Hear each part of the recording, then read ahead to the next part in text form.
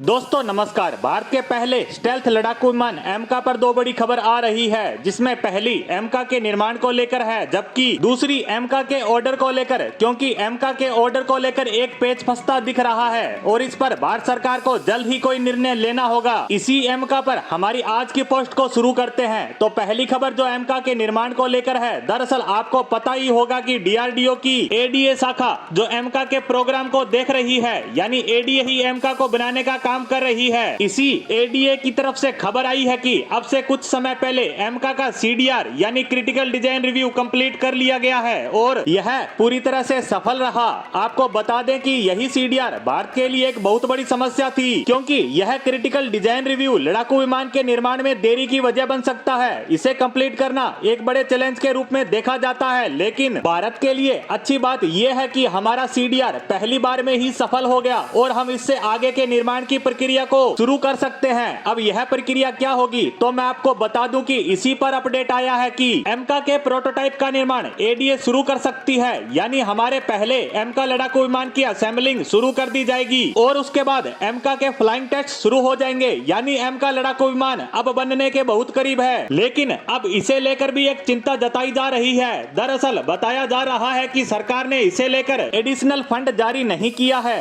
और जब तक फंड जारी नहीं होगा तब तक इसके प्रोटोटाइप के निर्माण का कार्य शुरू नहीं हो पाएगा। हालांकि अभी तक सरकार की तरफ से इसे लेकर किसी भी तरह का कोई बयान नहीं आया है कि एमका की फंडिंग को लेकर देरी क्यों की जा रही है, क्योंकि पहले सरकार की तरफ से कहा गया था कि जब तक एमका का सीडीआर कंप्लीट नहीं होगा तब तक इसकी फंडिंग जारी नहीं की जाएगी। एक बार सीडीआर कंप्लीट हो जाए तो फंड भी जारी कर दिया जाएगा। अब उम्मीद है कि सरकार इस फंड को जल्द ही जारी कर देगी ताकि एमका के प्रोटोटाइप का निर्माण जल्द शुरू हो सके और हम इसके फ्लाइंग टेस्ट को होते देखें। वहीं अब हमारी दूसरी खबर पर बात करते हैं, जो कि इसके ऑर्डर को लेकर है। दरअसल भारत की एमका को लेकर पहले यह प्लानिंग थी कि हम एमका के दो मॉडल को तैयार करेंगे, जिनमें एक होगा मार्क 1 व दूसरा एमका मार्क 2। इन दोनों मॉडलों के निर्माण में 5 से 7 वर्ष का अंतराल होगा। वहीं इन दोनों में डिफरेंस की बात करें तो जहां मार्क 1 के निर्माण में हम कुछ टेक्नोलॉजी विदेशों से लेंगे, जैसे इंजन हम ब्रिटेन की रोल्स रॉयल्स से या अमेरिका की जनरल इलेक्ट्रिक या फिर फ्रांस की सेफ्रॉन कंपनी से लेंगे, जो अभी तक फाइनल नहीं हुआ है। इसके अलावा भी इसके कुछ और पुर्जे विदेशी हो सकते हैं। वहीं एमका मार्क 2 पूर्ण रूप से स्वदेशी होगा। उसके इंजन का निर्माण भारत में ही होगा, यहाँ तक कि स्टेल्थ कोटिंग भी भारत में ही होगी। साथ ही यह तय किया गया था कि भारत मार्क 1 के 100 लड़ाकू विमान की खरीद करेगा, साथ ही मार्क 2 के भी 100 लड़ाकू विमानों की खरीद इसके निर्माण के बाद होगी। लेकिन अब खबर आई है कि भारत 200 से ज्यादा लड़ाकू विमानों की खरीद कर सकता है